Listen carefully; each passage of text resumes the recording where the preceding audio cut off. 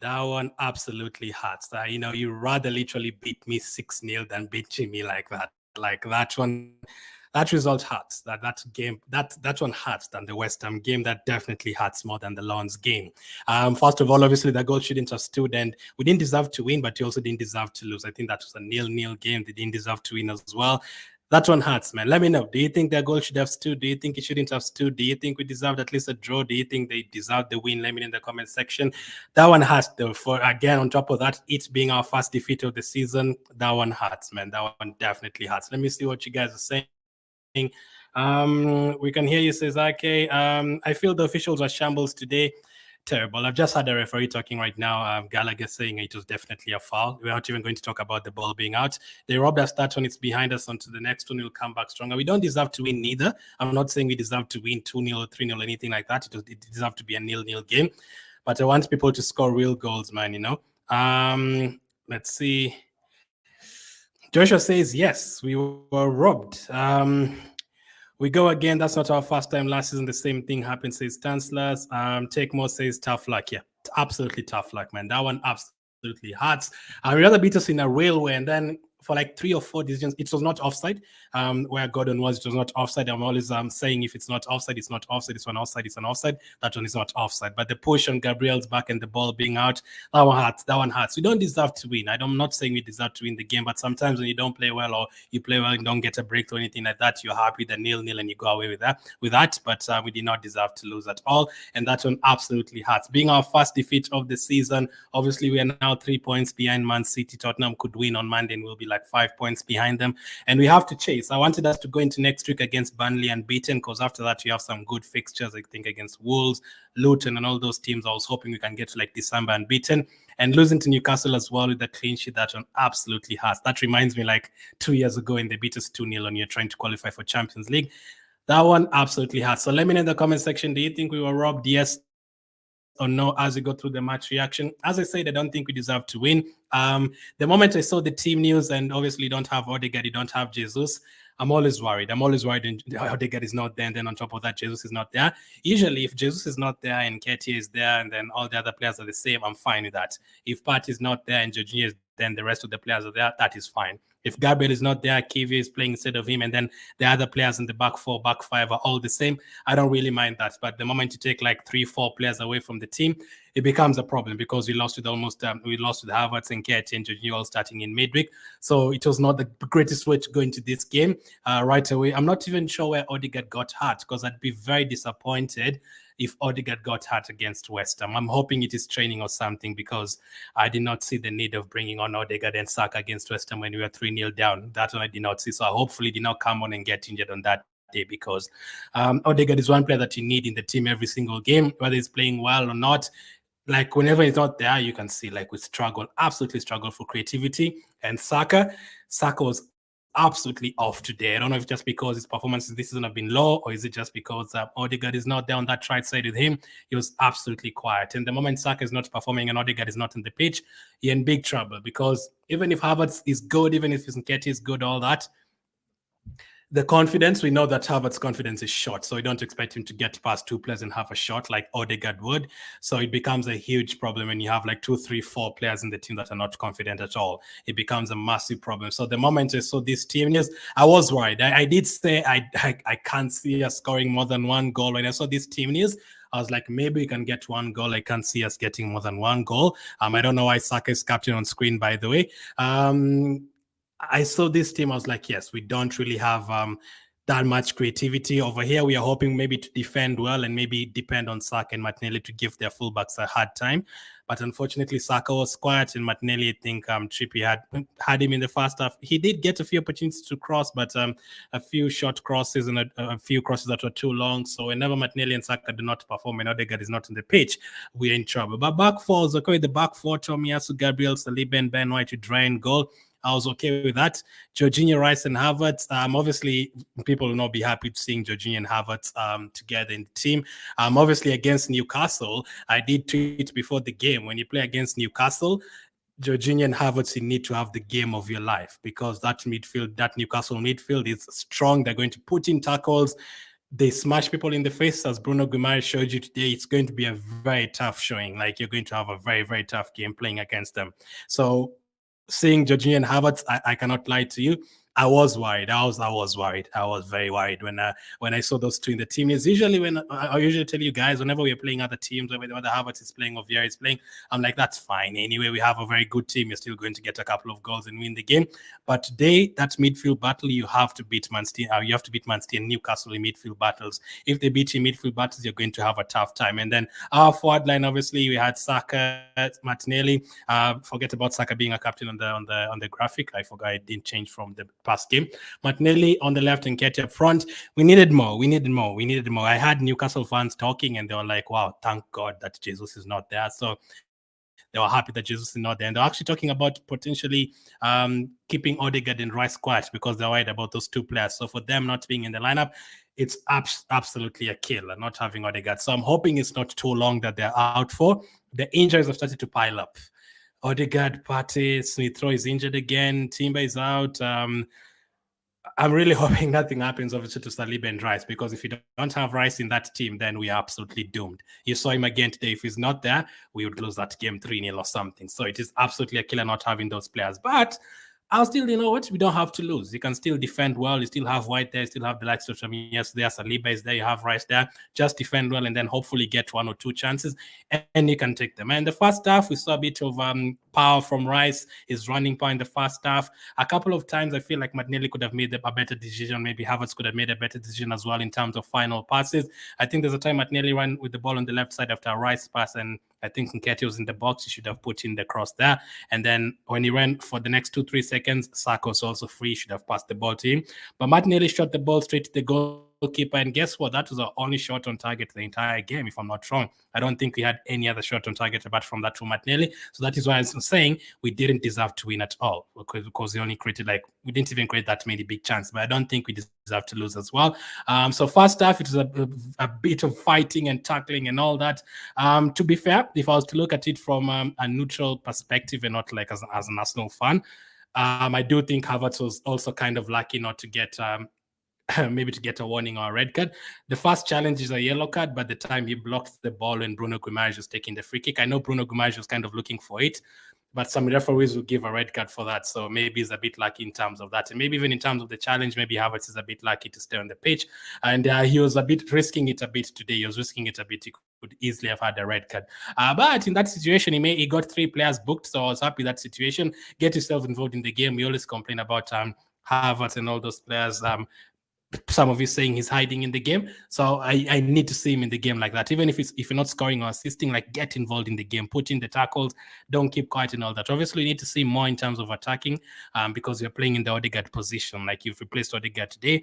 Odegaard, I know, he's been quiet for a few games, but when Odegaard is at the top of his game, he's going to create 4 chances. He's going to have a couple of shots from outside the box. So it takes even fully feeling his boots, feeling his shoes, absolutely difficult. So I needed to see more from Havertz in terms of going forward. Defensively, putting in the tackles, all that's good, I guess, in the first half. Saliba was absolutely incredible in the first half. The tackles, the clearances. Again, even if we lost today, I think Saliba is probably next to Rice as our man of the match. This guy was absolutely crucial for us. Otherwise, we would have been 1-0 down to Newcastle in the first half. But 1-0 at halftime.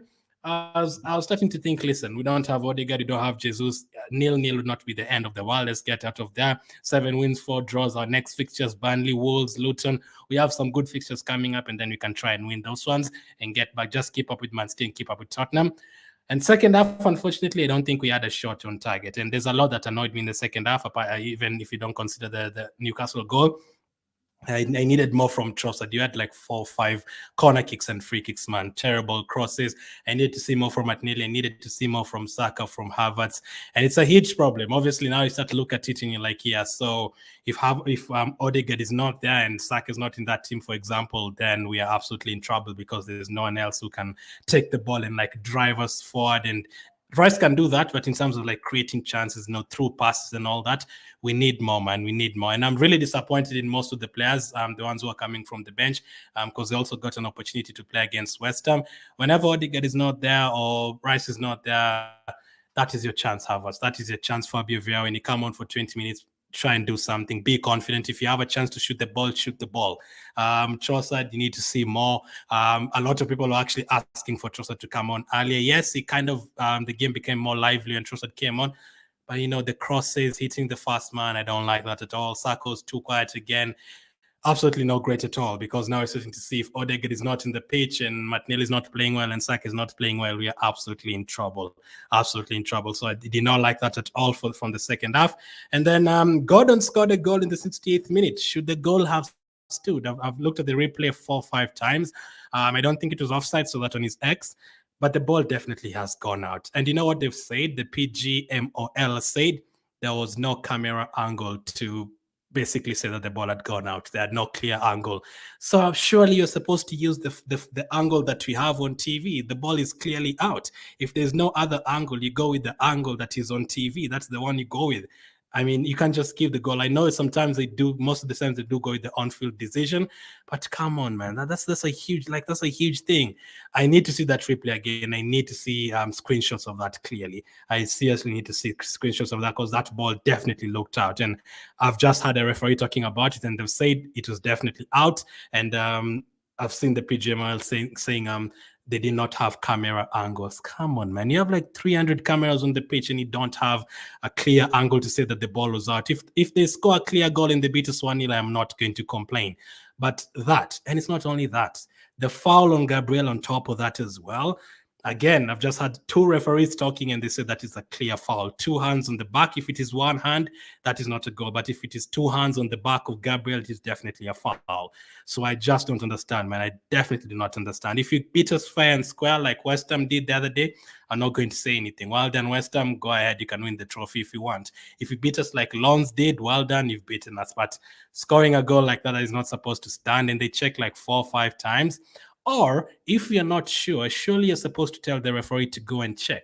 That is what they're supposed to do. You're supposed to tell the referee to go and check for himself to see if the ball was out and to see if it was a foul or not.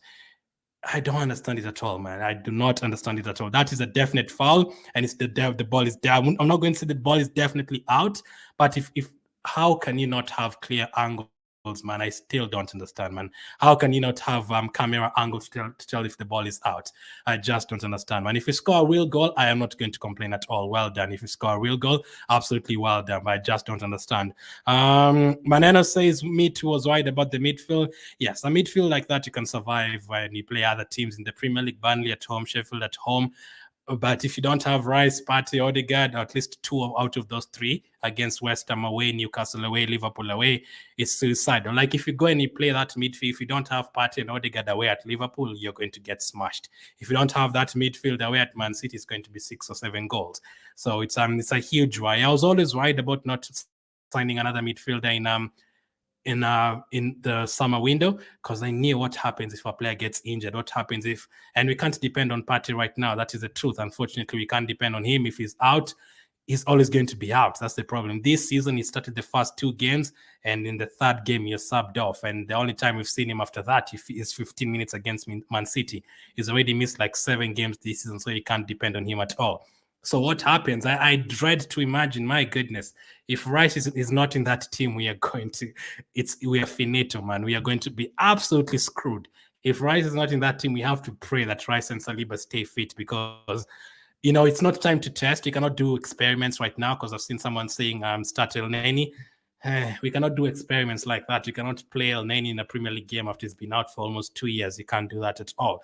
I don't think Jorginho was bad at all, but I'm talking about combination. Like the moment you start combining Jorginho, Havertz, and Vieira all in the midfield, like we did on Wednesday, or Jorginho and Havertz, and then Ketia up front, it becomes a problem. I don't have a problem with one of them starting next to Martinelli, Odegaard, Saka.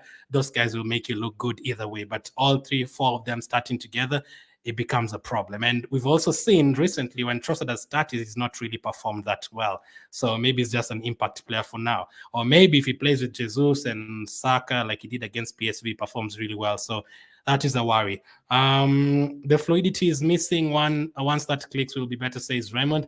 I know what you mean. I'm still very hurt that we lost that game. I wanted us to go unbeaten until like December or something.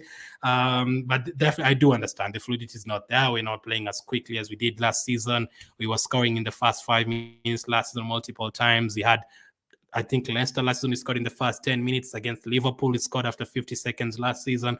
We did that a lot last season. We scored very quickly. I've not seen that this season. We are controlling the game more, yes, but we're not getting the first half goals that we want. Although, that said, I think we're still the fourth highest scoring team in the league this season. But in terms of big chances created, I think I saw somewhere like expected goals, like we have something like 13 or something in terms of expected goals. So we are really outperforming our XG and really outperforming our big chances. We've not created a lot of chances this season. The only reason we've scored 20 plus goals, yes, we've gotten 6 penalties. They're all supposed to be penalties, but yes, we've gotten 6 penalties. And also on top of that, you've had a very good goal for Saka against Nottingham Forest from outside the box, but nearly smashed one as well. Deflection from outside the box against Man City as well. So I've had a few of those kind of goals, like from outside the box.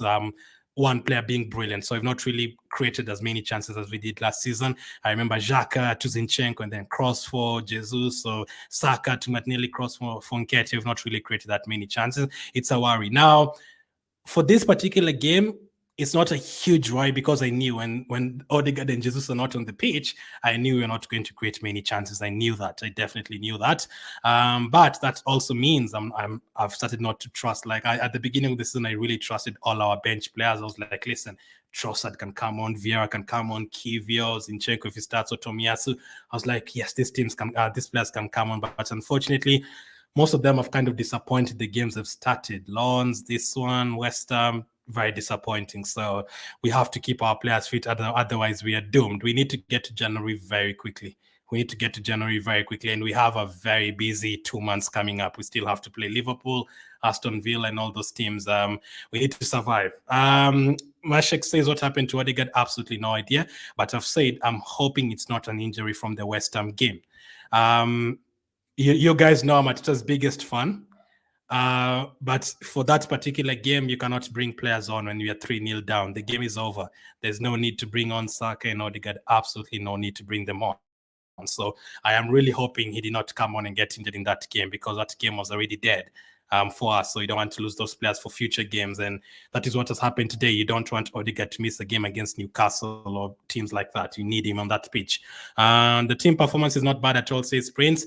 In terms of creating chances, we do not create enough. I do agree with that. In terms of the performance, I don't think we deserve to lose. I think it was a 0-0. We only woke up maybe in the last 15 minutes after they had scored.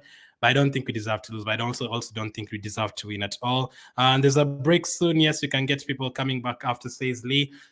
I know, but the problem with Arsenal, Lee, we've been through it so many times. You know what is going to happen? Partey and Smith Rowe are going to come back.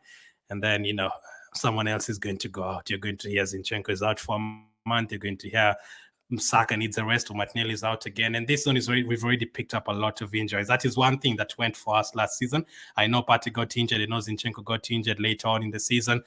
But at the beginning of the campaign, we were able to put out the same team like 20 games in a row or something. Like we were always like starting with Ben White, Gabriel, Xhaka, Partey. Even Partey last season, I think Partey played 33 games last season. So this season, he's already missed more games than last season. So Charles says, what is the purpose of VAR? EPL is a big joke. The standards are unacceptable. On the other hand, I won't accept to win the midfield duo of Jorginho and Havertz. It won't happen. I do agree with all that.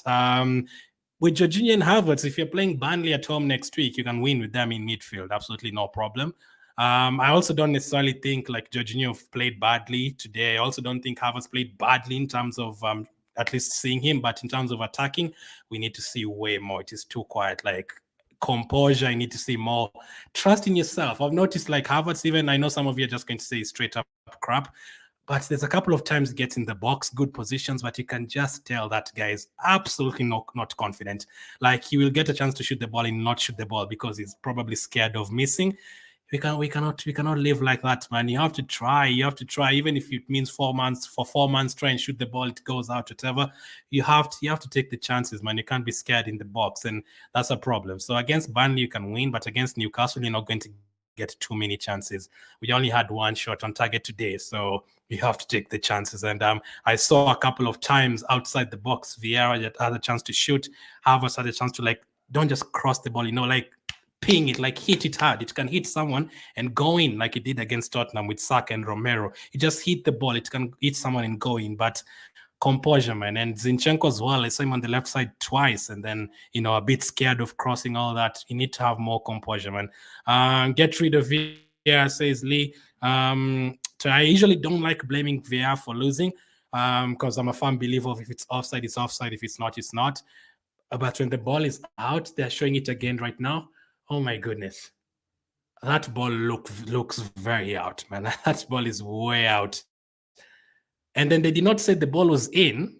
They said they did not have a camera angle to say if it was in or not. So they go with the on-field decision, which is absolutely crazy. And obviously I sound bad because I'm an Arsenal fan, but there's a lot of too many bad decisions that go wrongly. Even, for example, today, even Man United today, they got disallowed a goal. I'm not even sure that's supposed to be disallowed. Like, there's too many bad decisions. Even that was definitely a foul, man. 2 hands on Gabriel's back. I hate losing. Remember when you lost to Wolves a couple of years ago when you got 2 red cards? I hate losing like that. You rather just score a good goal and beat us 6-0. Why is the linesman? Can they see it? That's a big lie. It was a desperate decision from the referee. Why did the referee refuse to check VAR? That is my problem. If you tell the referee to go and check and he says it's a goal, I'm not going to say anything. But for them, there's actually 2 referees, in the VAR room, and they actually look at that and say the ball is in or the ball is not out. I just don't understand. VAR is useless. We should just replace, says Mwemba. Only if it's Liverpool, remember. The ball was outside coming from the corner and plus foul. Terrible, man. It's devastating, man. I'm absolutely hurt. I wish we were playing another game tomorrow. Let them be happy for whatever they did in cheating Arsenal. No complaints for us. It is what happened to Odegaard. Absolutely no clue. Hopefully it's not a serious injury, though. Luckily, we have an international break coming up. Now, we have to find a way to beat Sevilla, because if we beat Sevilla, I think we're going to go through, not yet top, but we're going to be in a very good position to go through. We just have to beat Lens at home. So you have to deal with that one first. And then next week we have Burnley. We have to, again, beat them by many goals, because when you start, you see Man City winning 6-1 today. When you play such kind of teams, you have to boost our goal difference as well. So this one hurts, man. This shows how important Odegaard is on the pitch. No creativity at all, says Zubale. Many people have been saying he's been quiet, which I agree with. I know he was quiet against Chelsea. There's another game where he was quiet, but there's a couple, every match, if you even check the stats or you just watch the game, even if it's quiet, he's going to create 2 chances from some. He's going to ping a pass to Martinelli or Saka, and then you're going to create something. But without Odegaard there on the pitch and without Jesus, it becomes a huge problem, because I think those 2 have always said, Odegaard and Jesus, I think they are our 2 best footballers in terms of just skill and dribbling past 2 players and in between lines and all that. What Odegaard does and what Jesus does, like what Jesus did against Sevilla. I think Odegaard and Jesus are the ones who can do that. I don't think Havertz can do that. I don't think Kete can do that. Martinelli also, I don't know if he can do that. We depend on his pace and his goal scoring ability and all that. But in terms of creating chances and all that, you don't really believe the players that we had on the pitch can do that. And Rice was great today, so we can't depend on him to also create the chances. He was doing a lot in midfield, getting the ball for us, pushing us forward. We can't also depend on him to create the chance. So it is a huge worry. We need. I was expecting a lot more from. I said last season in August of this year, before the transfer window, I said I'm going to give Vieira another chance. I mean, it's come on this season 3-4 games. It's been great. I'm saying in games like this, I need to see more, man. Those guys are 35 million, 65 million. We need to see a lot more, because now if Odegaard is not there, Odegaard is cheaper than them, So we can't say, if Odegaard is not on the pitch, now we are absolutely doomed. So that is a worry. So we lost today. We are not supposed to lose. That goal is not supposed to stand. But I'm still not happy that we were not able to create any clear-cut chances at all throughout the game. And I don't think Newcastle played that well today. I think they will agree. Obviously, the atmosphere and everything, that is always there. It is always tough going to Newcastle.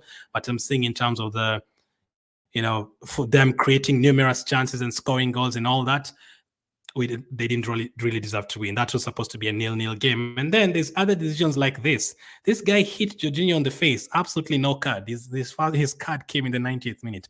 I've just seen Bruno Guimaraes today. Oh my goodness. He's absolutely a dirty player. I didn't know. It's like every Bruno is just dirty.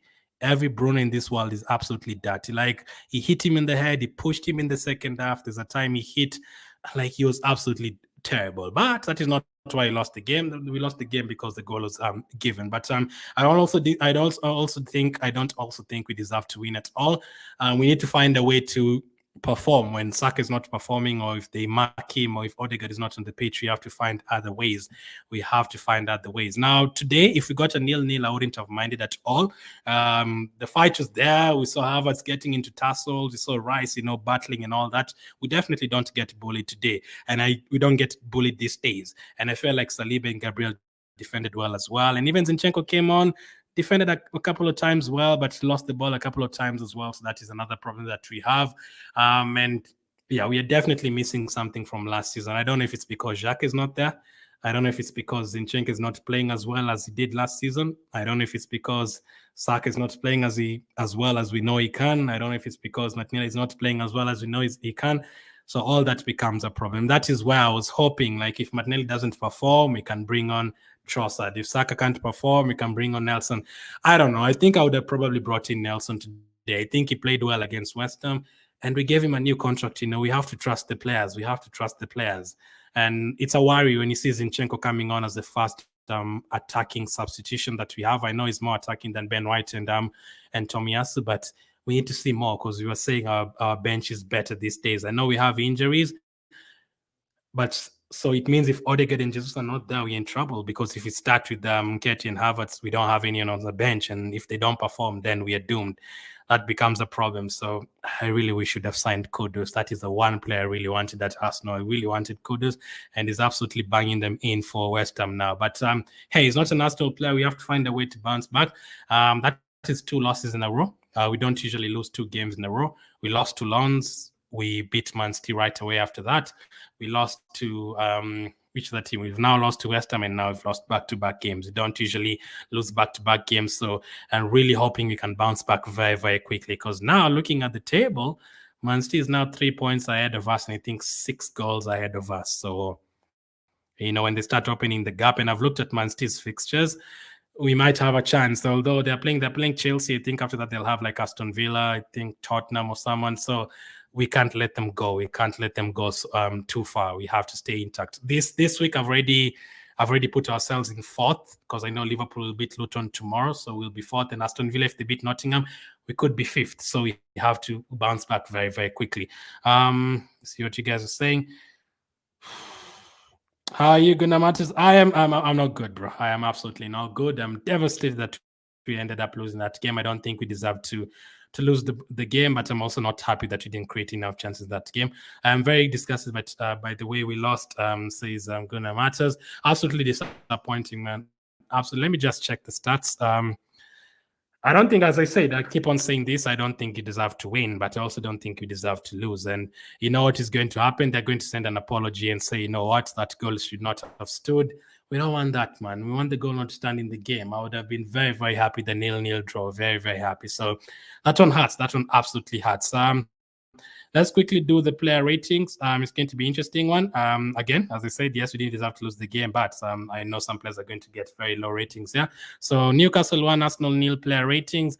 Let's start with David Raya. Now, I think Gordon's shot was their first shot on target, so they also did not test Raya.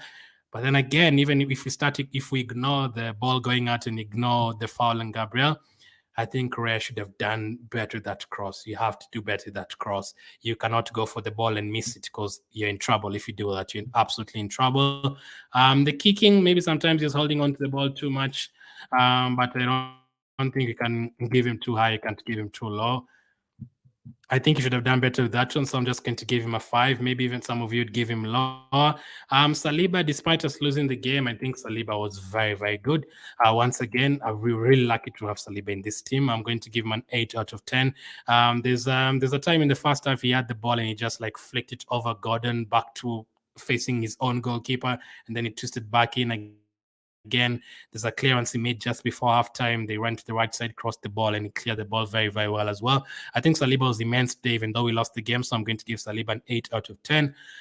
Gabriel, I think Saliba was definitely better, but I'm going to give Gabriel a 7 out of 10. Whenever you see me giving defenders high when you lost the game, you just know we didn't deserve to lose the game. So I am going to give Gabriel a 7 out of 10. Ben White, was he on the pitch? And yeah, he was on the pitch when he conceded. I mean, the goal came from his side, but the ball was out. Let's keep on saying that. But I think I mean, I don't know. We could have, if he still had the white hair, we'd have said the white hair is making us lose. But he's back to black hair, and we're still losing. So that is a worry. 6 out of 10 for Ben White. Tomiyasu, I think Tomiyasu is also at 6, if I'm not wrong. I think Gabriel and Saliba were better, so I'm going to give Tomiyasu 6 out of 10. Midfield-wise, Declan Rice. I think Declan Rice was very good once again. Maybe a few times, maybe quicker pass or something like that. A few times he got into the final third and should have crossed earlier or made a better decision.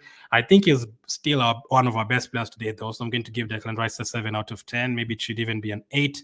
Jorginho. Bruno Guimaraes was doing Randy Orton and John Cena stuff on the pitch against Jorginho. So I am going to give Jorginho. I don't think he was overrun. I was worried about them being overrun, like by Joelinton and Longstaff. I think they're just going to pass them multiple times and have few shots on our goal. I'm going to give him a 6 out of 10. I don't think he was terrible. Havertz. Now, if I was rating him in the first half, I would have given him a 6 or a 7. I think he was getting involved in the tackles. He got 3 players booked. We have to get whatever he can get now. But second half it needed way more, and I think that challenge, yes, I do appreciate it. So when it's a tough game like this, put in the challenge, don't be quiet, don't get bullied and all that, but that can easily be a red card. So he was that's thin line stuff, man. Like you can't be brain dead in such situations right before halftime. You don't want to get a red card. I know you're frustrated and all that, but you can't take those risks, because as VAR showed us today, they would have sent you off very, very quickly. It's always going to be so hard to rate Havertz. It's going to always be so hard. Second half, not good enough. He got himself into positions, as I said, on the left side to cross the ball. I think he was better than he has been a few other days, but in terms of final third, needed to see more. How did I get? I gave White 6, Jorginho 6. Okay, let me know if I'm wrong. I'm going to give him a 6. You can tell me if I'm wrong. Tell me if you'd give him lower. It's a 6, not going to a 7. It's a 6 going down to a 5.5. Saka. All these forward players is going to be so hard to rate them, because I think they were way too quiet, especially in the second half. We didn't have a shot on target. I mean, to be fair, in terms of seeing the player, I think Havertz was more involved than Saka. I think you'd agree with that, even in terms of like putting in the crosses. Saka was lively maybe in the last 10 minutes, but I still need to see more from all of them. And when Saka performs like that, we're in trouble, because we really depend on him for his creativity and all that. He got fouled a lot of times by Dan Burn in the first half, but Saka's standards, I think he's set his standards very high, to the point of even if he has like 10 goals and 10 assists, like we'll feel like it's a bad season.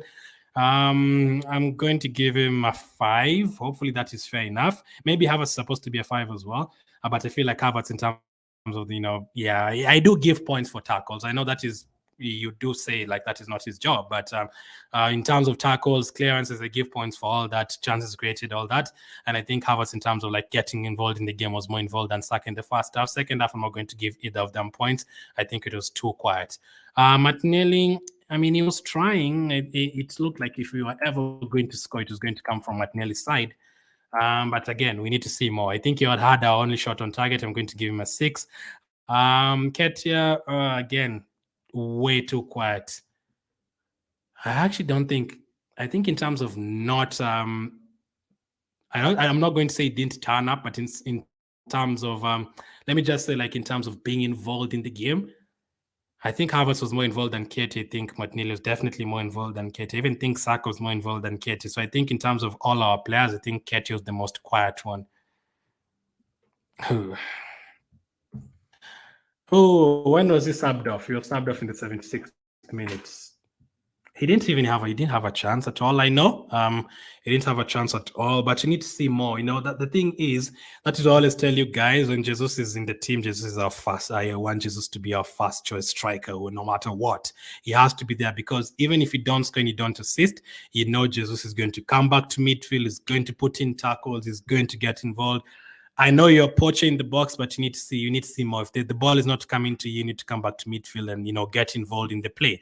Jesus does that. Like against Sevilla, we were not going to create numerous chances against Sevilla, but what did Jesus do that day? First goal, assisted Martinelli. He came to midfield and he got the ball and he twisted two players and he created the chance. The second goal, he went to the left side and dribbled and shot the ball. That is what I mean. Like, get involved, move to the right side, move to the left side, try and lose the defender, just do something. I don't think Ketty did that at all today. I'm going to say is the player that was not involved at all. So I'm going to give him lower than Havertz and Saka. I'm going to give him a 4 for today. Who else? Are those all the players? Yes. Bench players, Trossard, I mean, he was trying to make things happen. The corner kick's really frustrating that every single corner kick hit the first man. I'm going to give him a 6 because if we're ever going to score just like Martinelli, it was going to be from Trossard's side. I'm going to give him a 6, but I'm really, really disappointed with the crosses and everything. Zinchenko, I mean, again, he was trying to make things happen, but I think there's a couple of times he lost the ball. I'm like, come on, Zinchenko, you can't lose the ball there, bro. You cannot lose the ball there. If you lose the ball there, you're putting us in big, big trouble. In terms of forward play, maybe a couple of good crosses. Maybe he should have done better. I'm just going to give him a 5. Vieira, yes, he had 2 free kicks or something, but you need to see him more, man. I need to see more. I feel like Arteta and they do have signed some really good players. Obviously, we know that. Ramsdale, before he was dropped. Odegaard was a fantastic signing.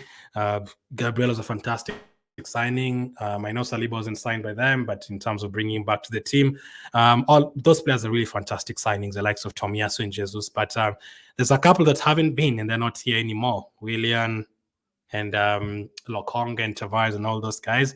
I'm still going to give Vieira the full season. I usually prefer to give a player until the second season.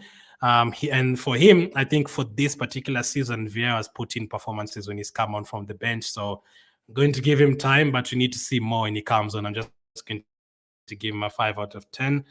Did we bring on anyone else? I think it was only 3 subs: Vieira, Trossard, Zinchenko. Yeah, I don't think we brought on someone else. And that is why I wanted Nelson to come on his pace. He just try something different. 5 out of 10. I mean, it was supposed to be a 0-0 draw. You aren't supposed to lose the game. Mikel Arteta, I'm going to take that into consideration. Now, starting lineup, I don't think I don't think there's much he can do when our players are missing and all that. I really don't think there's much he can do. Maybe Trossard should have come on earlier. That is what I'm going to say. Maybe Trossard should have come on earlier. Zinchenko, I don't know, maybe 60th minute or something. I think Nelson should have come on. Like, if things are not working, just try something different. But we conceded 1 goal. We lost the game ultimately, even though he didn't deserve to lose. I'm just going to give him a 5 out of 10. We really need to bounce back. I don't think we bounced back enough from the West Ham game. So very, very disappointed that we lost that game. Newcastle, Newcastle and West Ham are starting to become rivals, and starting not to like them. I'm starting not to like those teams. And thank you, Ake, for the super chat. Thanks for always updating us. Great live stream. Please subscribe and smash the like button. Thank you, Ake. Really appreciate it. Let's see. A draw I would have taken, but I'm sure Adro will be relegated to the championship. He will, but it won't help us, Gunnar Matters. Definitely will not help us. I'm so sad this evening. I just went on this evening, gently says Ayobami. Very disappointed as well. Just need to lie down. Don't lose the game like this. And then we're going to drop points as well. We're going to drop positions. We could be 5th tomorrow.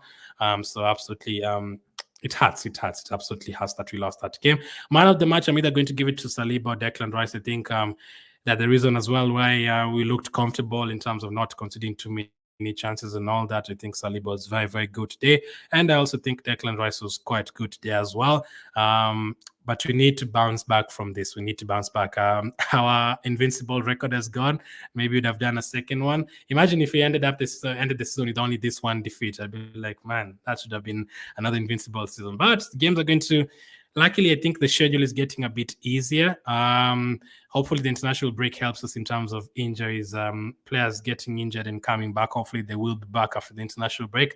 But we can't look that far forward. We have to look at the Sevilla game first and Burnley game. Don't lose to Sevilla because that will be 3 losses in a row and trouble in the group. we have to go. We have to beat Sevilla at home. We have to beat them. So I'm absolutely devastated that we lost that game. Deserved to get a draw from that match. Didn't deserve to win, but Newcastle didn't deserve to win neither. I appreciate you guys watching. Thank you, and I'll catch up with you on the next one.